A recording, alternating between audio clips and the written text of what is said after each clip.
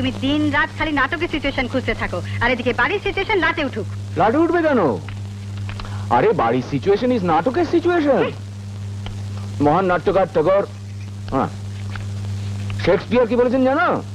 Shakespeare বলেছেন এই পৃথিবীটা একটা রঙ্গমঞ্চ, আর আমরা সকলে অভিনেতা আর অভিনেত্রী, বুঝলে?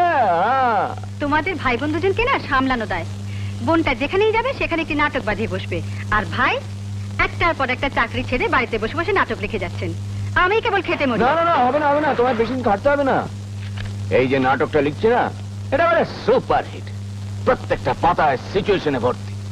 থিয়েটারের লোক থেকে শুরু করে পাবলিশার পর্যন্ত লাইন লাগিয়ে দেবে। আর পয়সা কি চাই বলো? গয়না, টিভি, আমার ফ্রিজ? দরকার নেই, কিচ্ছু চাই না। না না, একটা তো কিছু চাইবে। কিচ্ছু চাই না আমার। আমি শুধু চাই তুমি একটু বাড়ির দিকে নজর দাও। আমার দিকে না তাকিয়ে নিজের বোনটার কথা ভাবো।